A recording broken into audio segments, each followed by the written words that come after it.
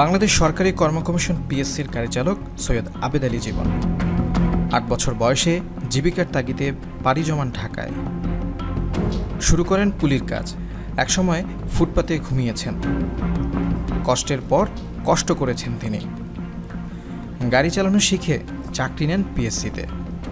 জড়িয়ে পড়েন পিএসসির প্রশ্নফাঁস চক্রের সঙ্গে। এরপর আর পেছনে ফিরে তাকাতে হয়নি আবেদ আলীর।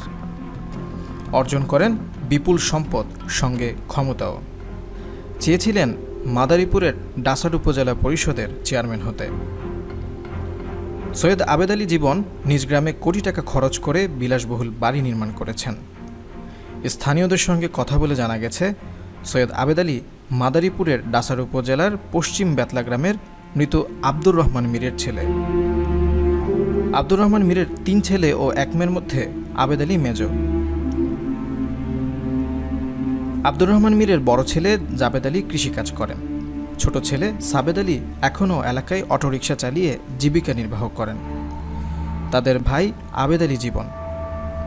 এলাকার মানুষের কাছে তিনি পরিচয় দিতেন শিল্পপতি হিসেবে। আবেদ আলীর ছেলে সোহানুর রহমান সিয়ামও ব্যবহার করতেন দামি গাড়ি। আবেদ আলী নিজেও দামি গাড়িতে চড়তেন। আবেদ আলী একজন ড্রাইভার হলেও তার কোটি কোটি টাকার সম্পদের তথ্য সামনে এসেছে।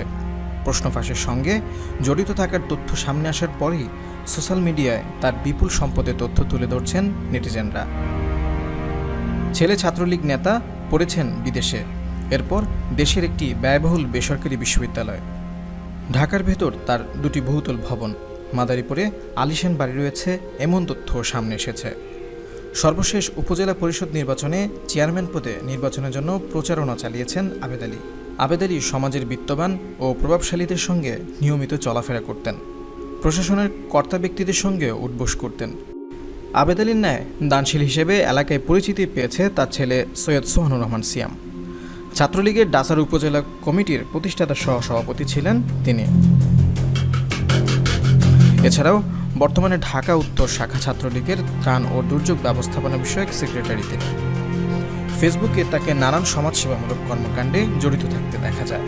সে সাথে বিলাসবহুল জীবনযাপন করছেন, এমন চিত্র চোখে পড়ে।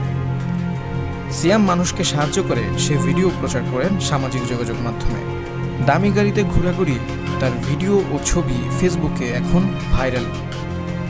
পিএসসির চেয়ারম্যানের সাবেক গাড়ি চালক সৈয়দ আবেদ আলী জীবন সহ একাধিক কর্মকর্তা কর্মচারী জড়িত উল্লেখ করে ওই টেলিভিশনের অনুসন্ধানী সাংবাদিক ইমরান নিজের ফেসবুকে লিখেছেন, দীর্ঘ অনুসন্ধানে ওই চক্রটিকে চিহ্নিত করেছি আমরা, যারা 1 যুগেরও বেশি সময় ধরে বিসিএসের প্রিলি, রিটেন, ভাইভা সহ গুরুত্বপূর্ণ প্রায় সব সরকারি নিয়োগ পরীক্ষার প্রশ্নপত্র ফাঁস করেছে।